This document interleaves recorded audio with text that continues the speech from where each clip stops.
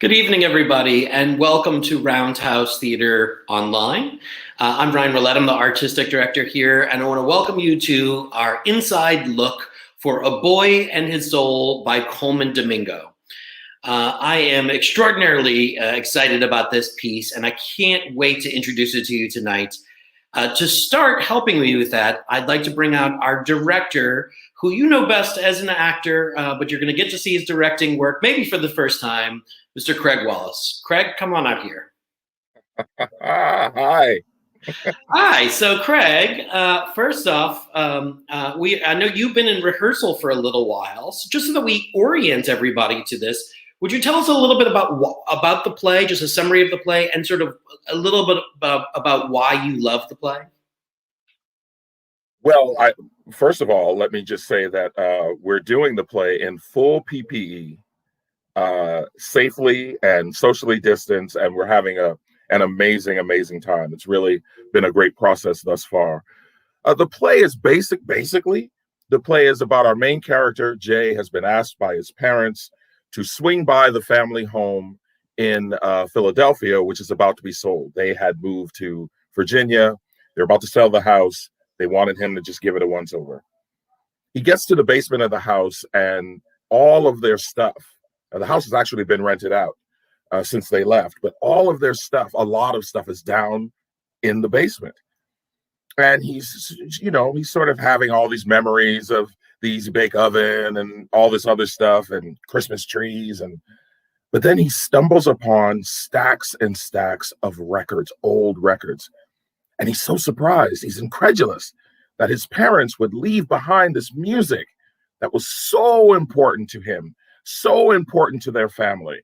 And he starts to sift through the music and starts to remember the songs and how they were, benchmarks in his life and in his family's life. And it's really a celebration of the music and his family. And you know what? We get to meet his parents. We get to meet his siblings. We get to meet other denizens of their family and community. It's all done by one guy. Right. And Craig, this is one of those pieces that I know when we'd first read it and decided to do it, I brought it to you and said, I know you're going to love this piece. And partly this is because we've worked together a lot. I know you at this point. Would you share a little bit with the audience about why this piece fits you so well and why it resonated with you so much? Oh, there's so much of the piece. The piece is kind of like my life. I actually came of age through music. I was that character, Jay. I was the nerdy guy, the sensitive guy. And my aunt Linda introduced me to music. My aunt used to have to take me to concerts if she wanted to go. So I saw James Brown when I was 8. I saw Parliament Funkadelic when I was 12. So, I read this play and I was like, wait a minute, this is me. So I immediately was drawn to it.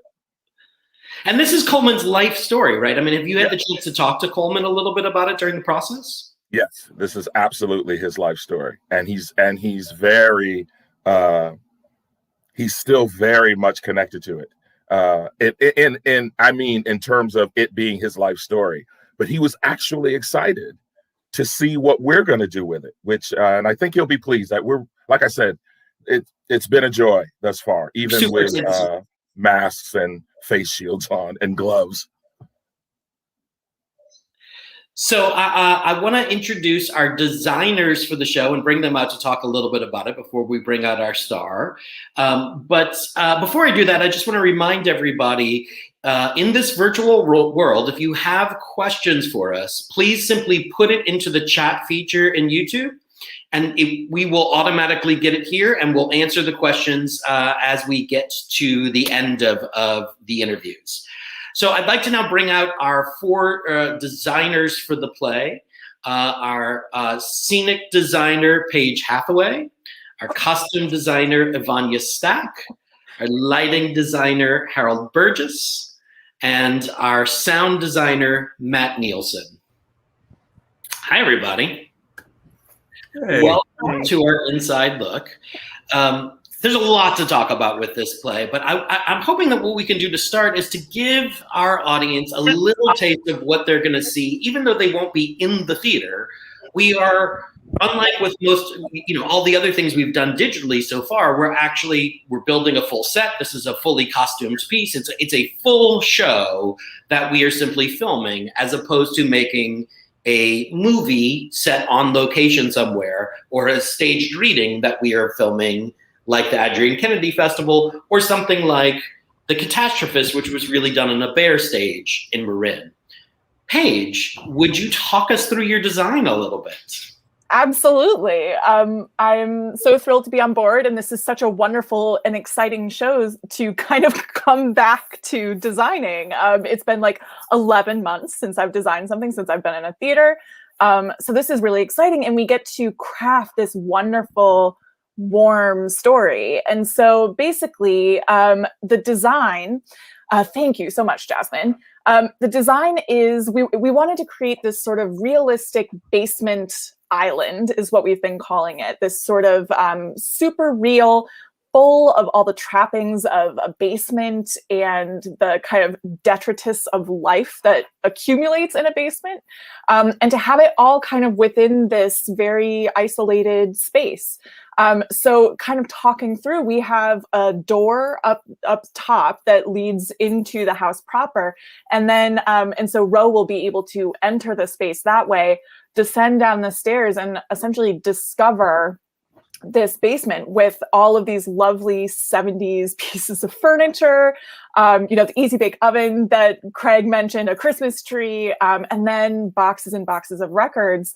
And as Ro sort of discovers this story and takes a trip through his character's life, the space will change and transform in exciting ways that I'm sure Harold Burgess, our lighting designer, will talk about. But basically, we wanted to create an opportunity. The whole space is an opportunity for the performer to explore and grab items, and we'll hide some things that'll help him transform into different characters. And the space will be able to transform around him. So that's kind of the basic gist of the design, and it's been just a delightful collaboration. I'm so excited to actually be in a theater and actually see the set come to life. It's going to be I guess I remarkable. should say that to everybody. Welcome back to actually being in a theater and a normal tech like something that feels like a normal process to us. It's not really a normal process because it doesn't end with a live audience.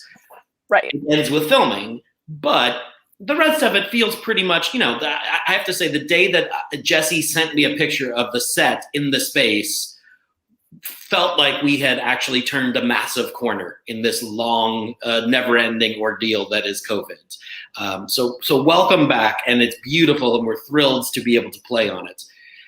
Harold, since Paige already sort of brought you up, would you talk to us a little bit? I mean, I know lighting is a hard thing to talk about, but would you talk to us a little bit about what you're trying to do with the lighting in this? Great. Thanks, Ryan. I think, I share the same sentiment as you just expressed, and as Paige mentioned about just being back and doing the work. The last thing I was working on was cost of living for Roundhouse right before everything kind of shut down. So the fact to kind of be back and actually like talking about plays and like design and art and all those things is really quite incredible. And I should add that Harold and Matt both worked on every single episode of Homebound as well. So I'm sure Harold's designing in a world that you can actually, have all the lights instead of like a single light that Craig is setting up by himself. That'll be a lot of fun. I mean, we may still put that in this show too. We'll have Craig set up a couple of lights, I think, just for old time's sake, because he enjoyed it so much. But yes, you're right. I mean, all the tools are going to be in the room. We're actually going to be in the space together, though distance with all the stuff on. So that'll be a little bit different to see how that experience is and what that brings. But I think, in going back to this play, I mean, I think it's a really moving piece, as you and Craig were just talking about, that Coleman Domingo has written. I mean, it's such a kind of a true to life piece. And although Craig probably has a much better sentimentality to some of the music and things that's in this play, because it was part of like his complete entire upbringing in a way. For me, I think my connection with it is also this idea of like, what does home mean? I mean, talk about homebound. I mean, this play very much feels like kind of reaching back to like, what is home mean? How do we define that? And I think in this play, the character Jay really does define all these different characters and these different interactions. And I think all of us can probably relate in some way to not necessarily just the experience that he's having in the play, but the idea of what family means and how you draw upon those connections and how music becomes part of the glue that kind of galvanizes all those things together and kind of creates this sense of nostalgia and this sense of belonging and all those things. So from a lighting point of view, I'm approaching this like I would any play. Is a lot of the work really just happens in the theater. So the images that we're seeing right here that Jasmine's brought up for us are just some research images that I've put together. And Paige was talking about the basement, and one of the ideas here is that this is a house that's been in a bit of disrepair, and things are a little bit run down. And in our first glimpse of this space is really in this kind of state of decay. And the fun part is kind of what is the life that's going to kind of come out of this place once Jay starts pulling out the records and starts talking about his experiences. And so this whole environment can really then kind of come to life, kind of sparkle and come to life. So if we go into the next slide, we'll kind of see some images that are tied to some of the iconic groups and musicians that are talked about in the play and referenced. Of course, we have Earth, Wind, and Fire, which is such an incredible group, and Stevie Wonder. And so these images are just kind of referencing some of these all-stars of not just Black music, but I think music in general. I mean, these are some of the greats. And so for me, the thrill is going to be teasing out some of those elements. There's several moments, I don't want to give things away, but there's several moments where Jay's kind of memory of these things really gets brought to life, and we see that revealed on stage, I think, in kind of interesting and dynamic ways. So we'll get to kind of play with those things when we're in the theater. And I know Craig has a DJ history or DJ past. Is that right, Craig? He's already been hitting me up with emails like, Harold, man, we got a strobe. Put a strobe in there. Can we get a strobe? So I'm curious to see how it's going to go. We might just be breaking out and dance and whatnot. I'm not sure what's going to happen, but we've got plans. Yeah, I mean, we should say that the one thing that's really odd about this way of working is that the rules are very, very strict around who can be in the building, who can not be in the building. We can't really do things like pop into rehearsal to say hi on a break the way we normally would. So this Friday will really be the first chance that all of us will get to see what Craig and Ro have been working on. So we're as excited to see it as you guys are in the audience. Ivania, I want to move to you now. Designing a one-person show, I think from the outside, it seems like, well, that could be easy. But as Craig mentioned, this is one person who plays numerous roles during the show.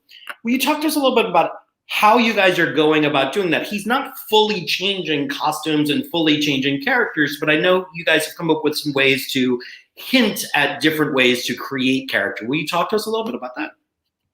Sure. I love working on one-person shows because I actually get to do all the nerd part that I love, which is researching all the characters.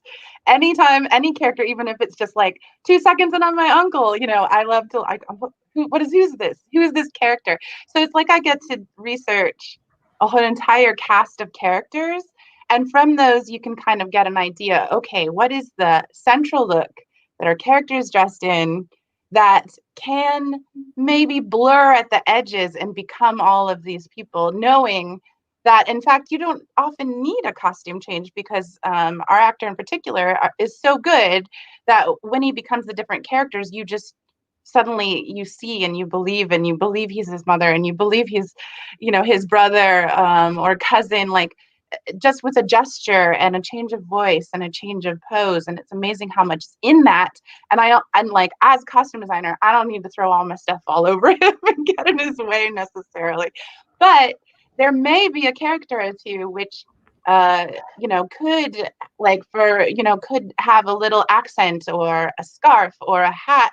And part of my job is just to make sure that, at least for rehearsal, Ro has an opportunity to play with whatever pieces are on stage, which we have the perfect set for this, right? Because there can be a thing in a box that is now Uncle's hat or a scarf or what have you, just pulled out like a rabbit in a hat. And but my feelings won't be hurt if Rose like, I got this. I don't need any of this, and that's okay too. But a big part also is like blended with being able to play with all these different characters. It's just, for me, was just finding a central look and designing a central look that is, what does a young man wear to like go clean out his parents' old house's basement? Like, that's the reality we're in. And then all of the magic happens as he's telling his story, and as the lights change, and as things come in and out of the boxes, and as the music plays in particular. So so what I did is tried to visualize, like, what is his look? Who is JJ? And does he dress a little special even when he's going to clean out a basement? And does he still have a little bit of style? Which Craig and I really felt like he kind of just still has a little style to him, even when he's super casual. But what also we look for was like a layered look that can sort of transform a little bit as he gets into what he's doing and the story he's telling. And then the last but not least important thing is just something that he can move very comfortably in, and color wise that we see very clearly in this basement that he is the star down there. So a lot of elements come together. Beautiful. Thank you, Ivania. I would also add, Ivania really helped us. She gave us a lot of pictures of guys, like pictures of dads and pictures of, which really helped with body architecture, allowing us to create a shape that would represent a particular character. And she's the one that introduced that to us. So well done.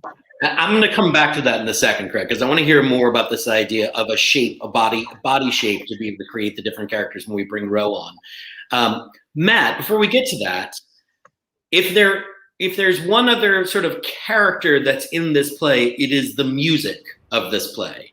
And unlike a lot of the plays that we hire you to work on, where we're saying, Matt, we want you to compose a lot of music, this is one where you are working with some of the biggest hits that we all know very, very well. Will you talk to us a little bit about some of the songs that are in this play, some of the musicians that are featured in this, and then I'm also curious to hear a little bit about how does your job change in a way when you have so much music that is built into the show? Yeah, well, you're right. A lot of the shows that I work on, I compose music for, and I love doing that. But there's something amazing about being handed a script, and there's all this music written into the script, and it's funk music. It's this amazing funk and soul music that I love. And so it's like, this is work? Yeah, okay. I'll put this funk playlist together for Craig. And I might add, not the first time Craig and I have played DJ sound designer together. So we've got, Earth, Wind, and Fire and the Ohio Players and the Isley Brothers, and the list just goes on and on. We actually put together a Spotify playlist that we've been there it is, thank you, Jasmine, that we've been working off of and building building these cues, which is, we talked about not having done this for a year. It's been kind of amazing to see rehearsal reports again, and requests for little changes to cues. So that's been really spectacular. But yeah, and not only are the songs written into the script, but they're so tightly intertwined that a song will start, and like a minute and a half into the song, while there's dialogue happening, our actor starts to sing along to it. So the playwright has done this amazing work of timing all these things out. So we know exactly how long the dialogue needs to go on for, and then our actor just kind of jumps on, right at the right spot in the song to sing along with it. It's pretty spectacular. I I think if you haven't, so I was just noticing there was a comment from Ida Eustace saying, I can't wait to be dancing along at home while I watch. I highly recommend pulling up that Spotify playlist. You don't even have to wait until the show. You do need to buy tickets to the shows, but you don't even have to wait to the show to start dancing to this music. Because really, I told Craig early on, I've been doing a lot of walking during COVID, and early on, I put that playlist on to walk to it, and it was about 2 months before I put anything else on, because the music is so freaking good that you can just listen to it on repeat constantly. I cannot wait to have you all witness this. So I want to bring out now our star of the show, Mr. Robody. Hello. Ro was last at Roundhouse, starring opposite Craig in Master Harold and the Boys, and is joining us now for this. Ro, I'm curious to know, have you done a one-person show before? Yes, I did a one-person show about 2.5 to 3 years ago. It was very different from this. It was called Every Brilliant Thing, and it was a lot more improv involved in that, a lot of audience participation involved in that, and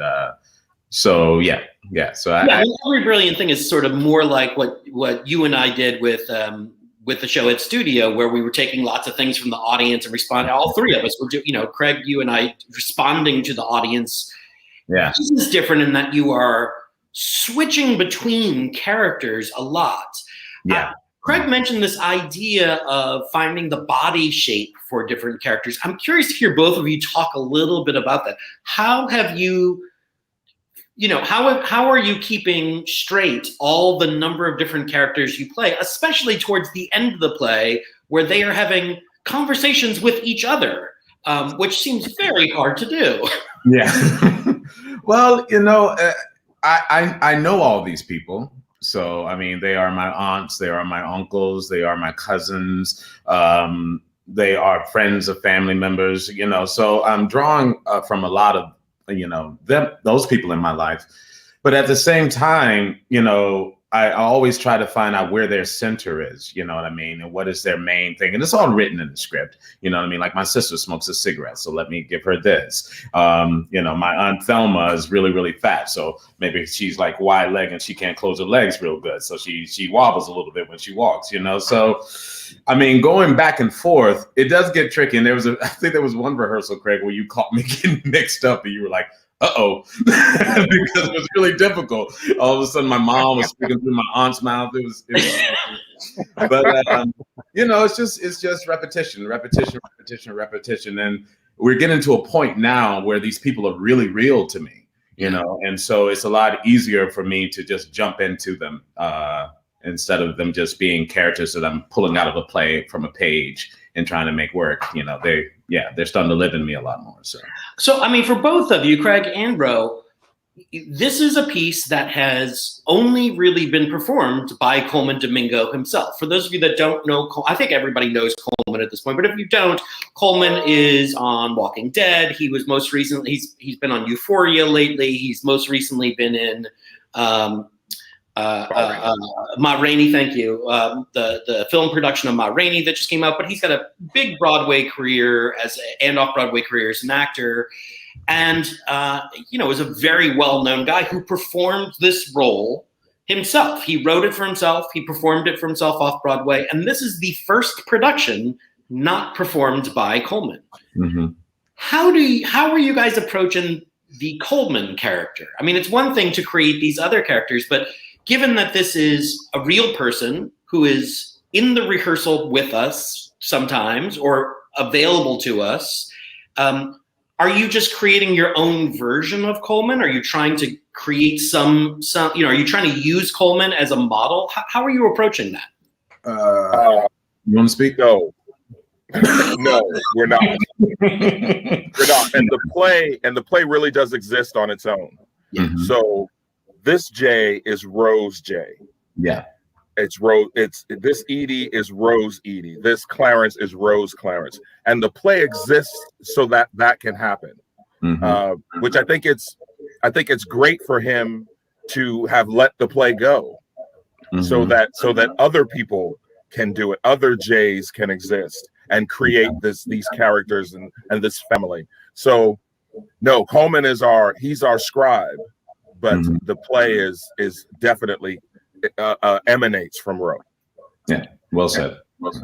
That makes a lot of sense. Craig, I know you have acted in a number of one-person plays. Have you directed a one-person play before? I have, actually, for The Fringe, many years ago. It was a play called Children of Medea by an actress named Sujin Song, who's great. She's done a lot of stuff in DC and in New York. So I did direct. Directing for me, I'm loving it, and it's interesting because when I read this play, what did I say to you, Ryan? I want to do it. Yeah. Well, and but I have to say, I feel like I'm in the right chair for this. And directing for me has always been something I'm interested in, and I've had an opportunity to do it. But to be a part of this experience and to be able to sit and watch Roe and have us build this thing, and to collaborate with Matt and Harold and Paige and Ivania, who I've all worked with as an actor. But now I'm sitting at the table with them, and we're talking about how to make this thing come to life. It's really been a great experience. I want to talk a little bit about that, because it's one of the things we often will talk about. I often say that I tend to come back to a group of artists. I like to have a group of artists who work together on a regular basis, because you do develop a shorthand, you figure out a way to work together. In particular, with this show and all of the shows this spring, it was really important to us to keep our pod size really small. So Paige, Ivania, Harold, and Matt, and I should add Mabood, who is going to be doing the filming, are the same team working on every single one of these shows for a reason.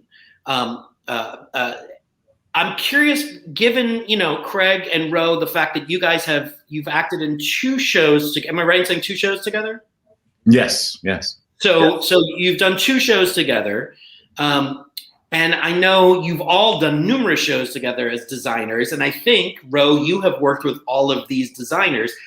I'm just curious, how does that affect the process? I mean, can you talk a little bit we all talk about this as it's a second nature kind of thing, but to explain it to an audience, how does that further the process when you're working on a piece like this, especially a piece that has not been performed a ton, where you're kind of dreaming it up? How does it help? And are there any ways in which it hinders you to be working with the same people, or, lots of the folks that you've worked with previously? At least for me, there's no hindering, because, there's a familiarity, and with that familiarity comes ease, so, and with the ease comes just freedom to be able to just play. And sometimes Craig, finishes a thought that I have, or I finish a thought that he has, or we just look at each other and we laugh because we have an understanding about what that moment is, and we just hope that everybody else has that experience too. But it's easy. It's like working with family, the pressure's off to try to impress my director or try to live up to my the playwright's expectations. Because even Coleman, we have emailed back and forth, and like Craig said, he's really excited about this, about me doing this. And so with his support, I'm like, what's there to worry about? I know these people, this play, this music, let's just have fun. And like, I've worked with Matt, and I think this is my first time working with Paige, Harold, and Ivania, but we immediately clicked. So they already feel like family. So yeah, it's been very, very easy for me, at least. I mean, designers, I'm curious to hear from you, like Paige and Harold. I know you've done a number. I mean, even at Roundhouse, you've done a number of shows together. Ivania and Paige and Matt, I know all 3 of you have done a number of shows together. I don't know the number of different ways you've all intersected, but how does it affect the design process when you're working with somebody like Craig that you know well, or were you working with people that you've done numerous shows together? If I could just jump in, I mean, it is kind of like what Ro was saying. It is kind of like working with family, because you develop a shorthand and you start to know each other. Like, I know I'm going to give a certain kind of set to Harold and he's going to light the hell out of it. Like, and having worked with Craig as a performer, but as a director, like I still was familiar enough with him and had worked with him enough that I wasn't intimidated by how awesome he is. So, it's like you get to know everybody and we're all colleagues and friends in a lot of situations. And so it's very easy and what everybody's capable of and what their skills and their talents are. And so you're able to play to those strengths in a really wonderful way. And it's, I have to say, wonderful to be back with everybody. It's so, when I heard who the team was, I was just over the moon. Craig's awesomeness is a lot less intimidating when you've seen him as a potato. True.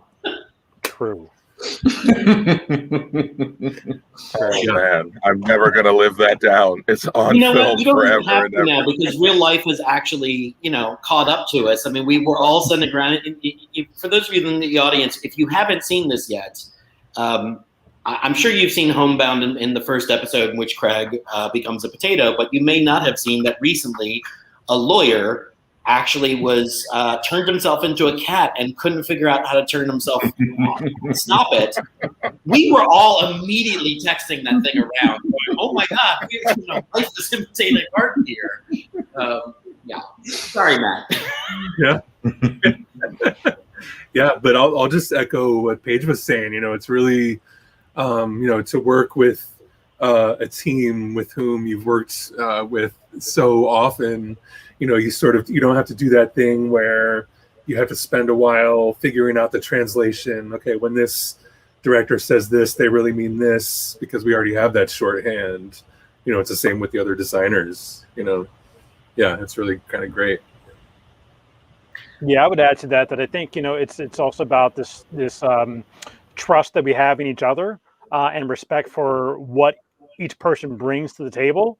And I know that if Matt, whatever Matt's work is, and as we're working through things, I know that I can certainly ask him questions in terms of trying to figure out how my own work can match up with his. Same thing goes with Paige and with Ivania. It's all about kind of having that trust and being able to understand and respect the work that we all do, and also have fun at the same time. I know I can poke fun at Paige. She's going to poke fun back at me, and I'm going to poke fun at Matt. And then Matt's going to cry a little bit, but that's okay, because Ivania is going to give him a distanced hug, and it's all going to work out in the end. Then Craig will bring it home. So yeah, I think just having the fun of working together is so great. Ivania hasn't spoken yet, because I think she's going to just say, "No, I don't like any of these people." Yeah, right. She hates all of us. No, well, I think it's particularly perfect for right now, because we're a little bit limited in terms of how not being able to be in the room together. Like a big part of my job is working with a performer and in tech and like checking, and that's like a huge part, especially in a one-person show where like you're carrying the play on your shoulders. So that's really hard, but working with folks that you're really comfortable with also means that we're taking a lot of any extra drama, so to speak, out of the process.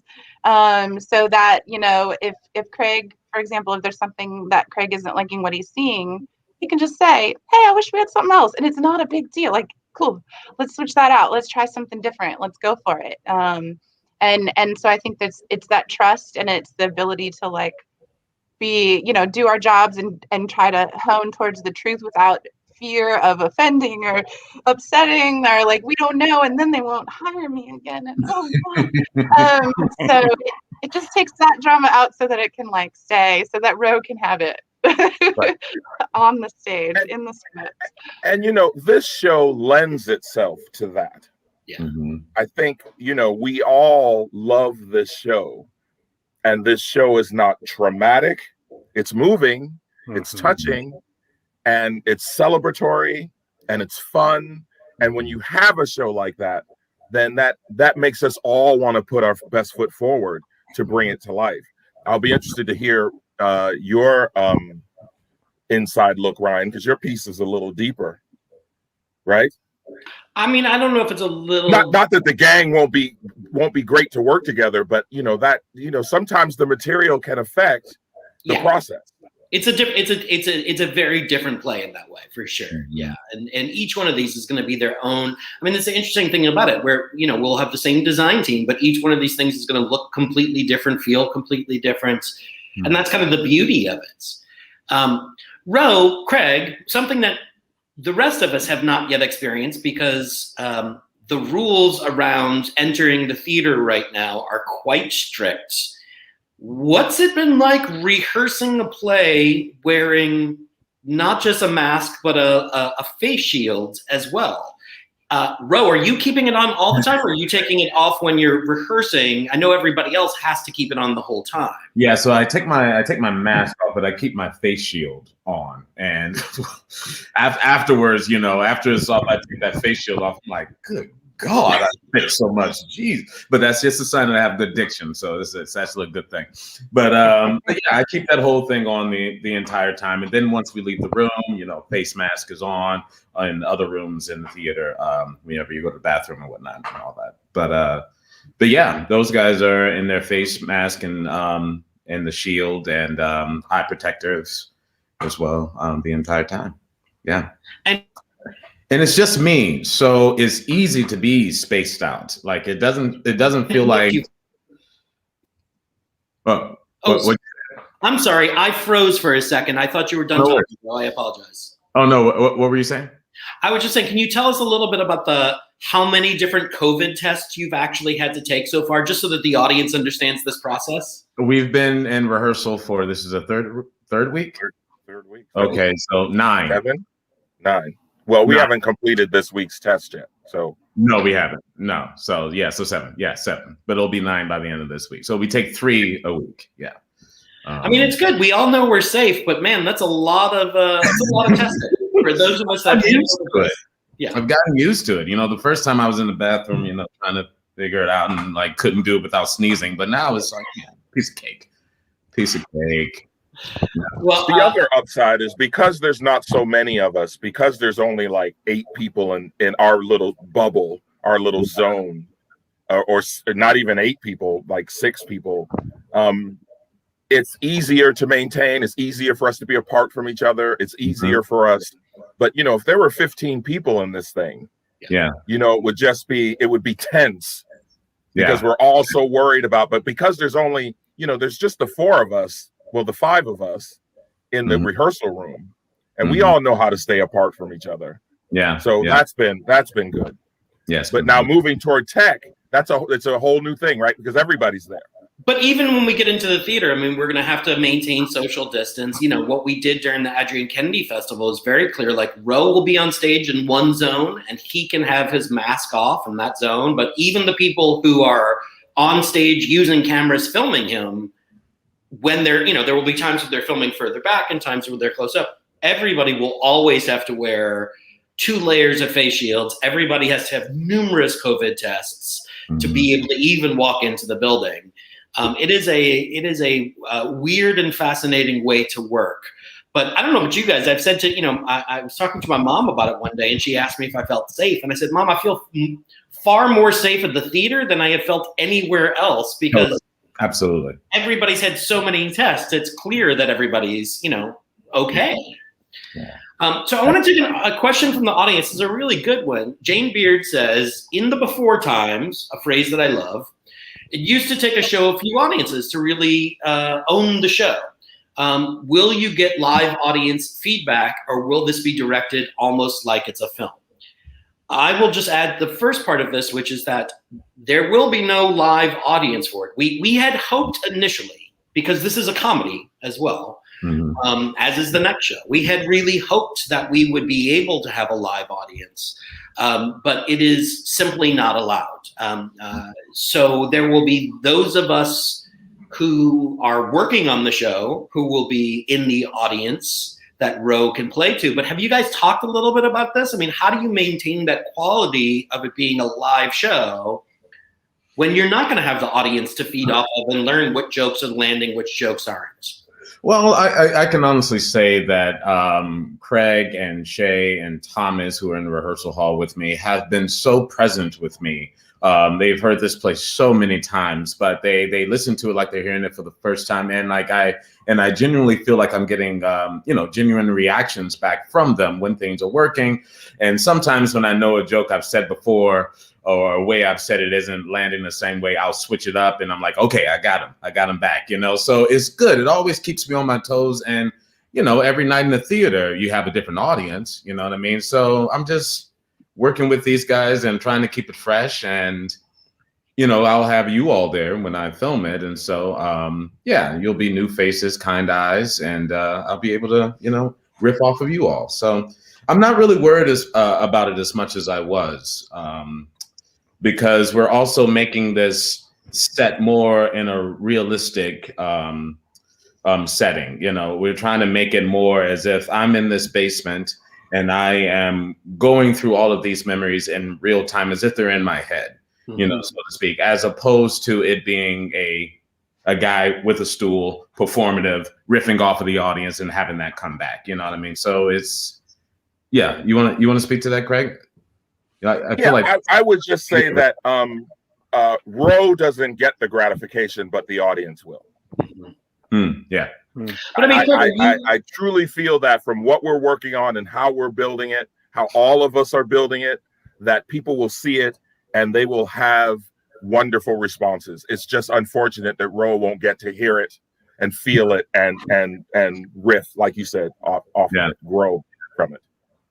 Well, and so this brings me to another question, because I think it ties in well with this. Deborah Rogers asked, will you be filming the production straight through as if it's a live performance in front of an audience, or will you do retakes, make cuts, and edit it like a film? Everything that we have done prior to this has been actually shot more like a film. So when we did Homebound, we were shooting things completely out of order. If we had 3 scenes in Craig's kitchen, we would do each one of those scenes in his kitchen. We'd move on to another location. It didn't matter when they came in the script. Same thing was true even with Adrian Kennedy Festival, and even with Catastrophist. We did them all completely out of order. All 3 of the shows that we are doing this spring are geared towards trying to remind us all what it's like to actually experience and do a piece of live theater. So we are doing it straight through, and we're filming it straight through 3 times, and then it will be edited together. Craig, does that free you up in a way to direct it more like just a play as opposed to directing it for the camera? And how have you and Maboud been talking about that? Well, I haven't had that conversation with him. I'm looking forward to it. But I'm directing it like it's a play. And then the other interesting thing for me is to work on this editing process, to watch the stuff that we have and see how it goes together. Yeah. I mean, I think the easy thing to say about this is, in a way, there's not much of a conversation to be had, because what we have said to Maboud is, unlike the other things where we are really trying to sculpt it for the camera, this is you capturing a live performance. You want to get the feel of the live performance. So in a way, the camera is following the work on the stage and trying to make it feel like we are in the theater, as opposed to what we were doing before, which is really kind of trying to frame each and every shot. It's a really good question that just came in from Dan Kaplan as a follow-up, and I want to bring that up because I think this brings in some questions for you, Harold. How many cameras will you use? We're using 3 cameras, and we're shooting it 3 different times. So we'll do 3 full runs of the play with a 3-camera shoot, and in each of those shoots, the cameras will be in probably slightly different positions, sometimes statics, most of the time moving. But Harold, is coordinating the lighting and the camera angle something you do beforehand or at tech? Yeah, it's a great question. And actually, this question has come up in our discussions about where a camera is going to be positioned and how does that going to be impacted by where lighting is positioned. And so in our conversations between myself and Paige and Mabood, we've kind of mapped out where the cameras are going to be so we know what that position is going to look like. And we also know there are going to be some cameras that are going to be set up on stage at some point to get more close-ups. And within that, we've all agreed that, as Ryan has stated, we're and I think Craig, you mentioned this as well, we're really building just the whole play as we would otherwise do. So we're not really changing anything about that part of the process. The only thing difference is that there won't be an audience, and we're going to, of course, end up filming it.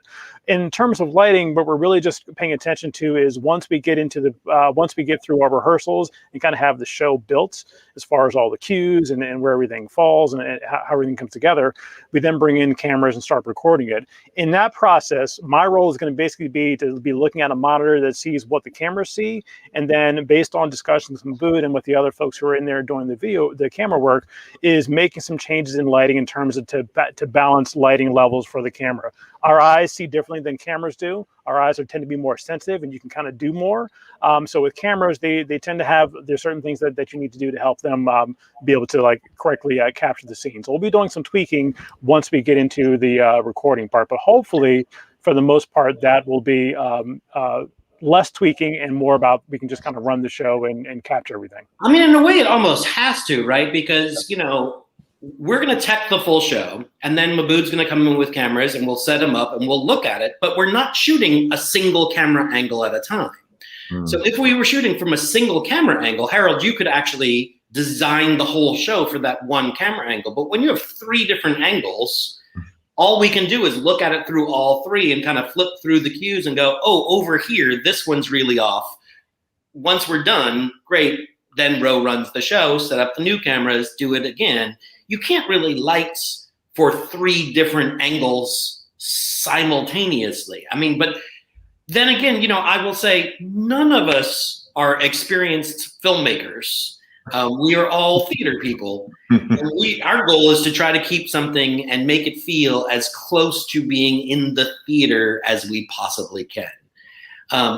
Mitch Dupler had a question that I thought was right on and goes right to this, which is the brief glimpse of the basements looks so inviting. I wish I could be seated at RHT close to that basement, as do we all, Mitch. Any thoughts on how video can bring us close to the artist and into the basement? I'm curious to hear thoughts from you guys. We don't have Mabood here with us, unfortunately, to talk about it, but I mean, I will say, one of the things we have talked about is that there will be absolutely times where we're going to want to be further away so that you can see the sort of the set in the space and get the feel of what it would be if you were further back in the house. But I know there's going to be a lot of times that you guys are, that we're going to be close up, times that we're even going to be maybe on stage with Ro. Paige, Craig, was that something that you guys talked about when you talked about sort of the realism? I mean, I'm fascinated by the Easy Bake Oven, for instance, and also want to know, does it work and can we make something in it during tech?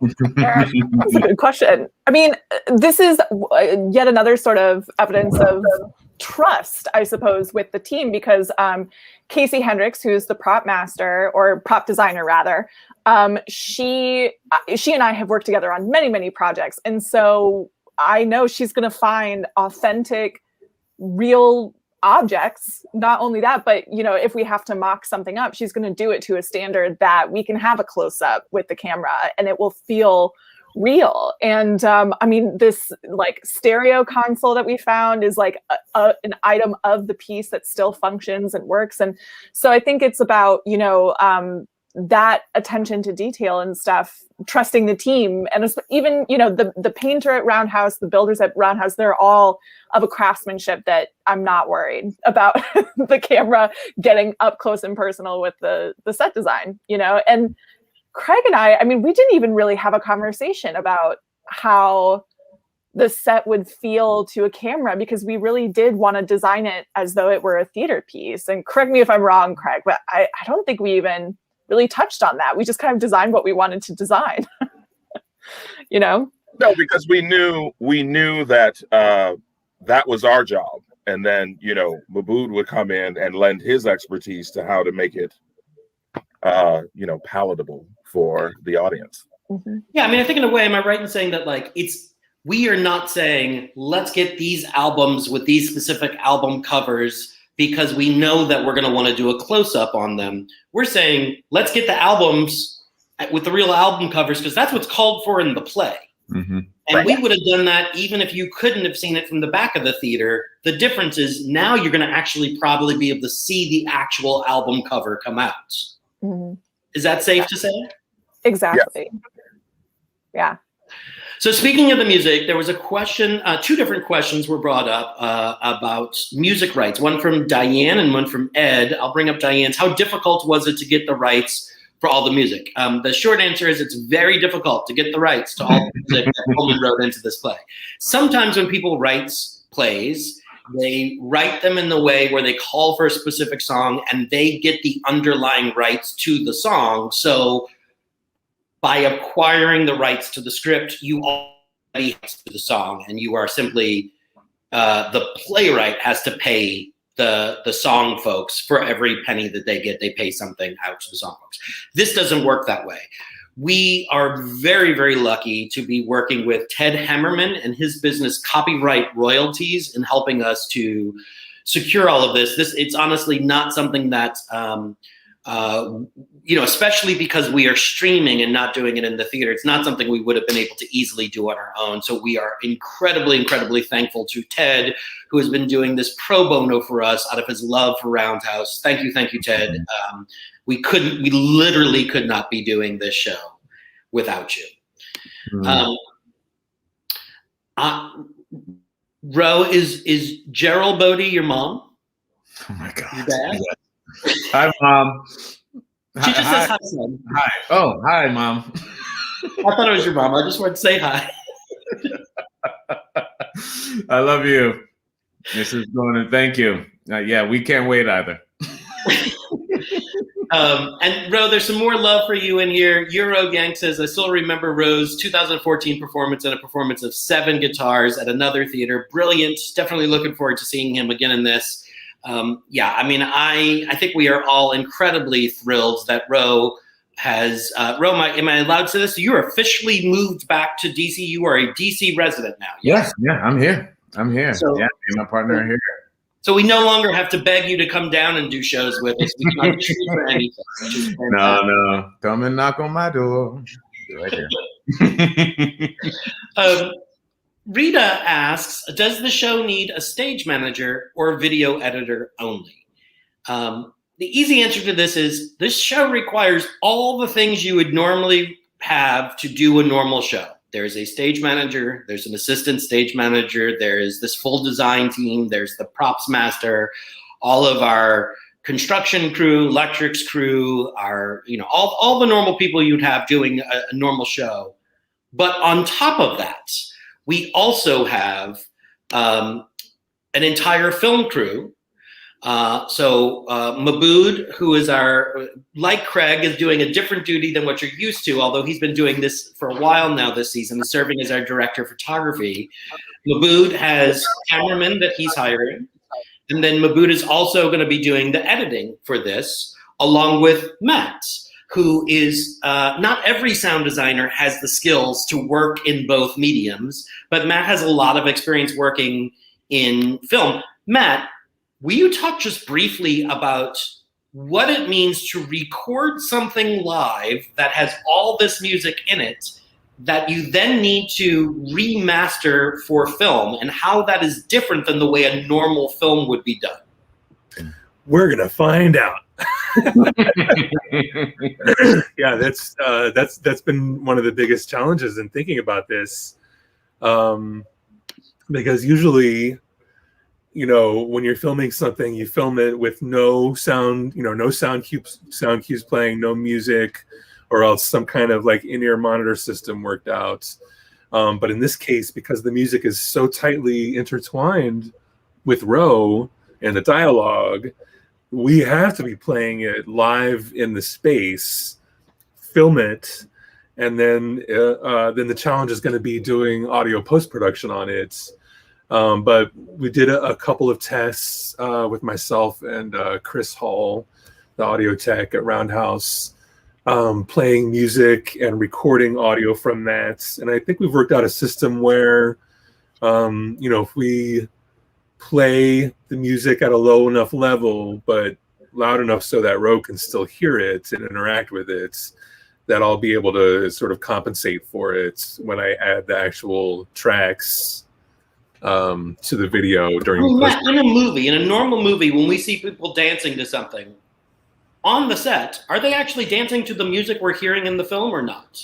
It depends what it is. Generally, they're dancing to a click track, and there's generally not much dialogue happening in those scenes. So it doesn't matter, even if they did know what song they were going to use for the film and were playing it, there's no dialogue happening. So we're not worried about, the bleed from the music playing coming into the actors' mics. They can just blast it and then, add, voiceover later or add dialogue later.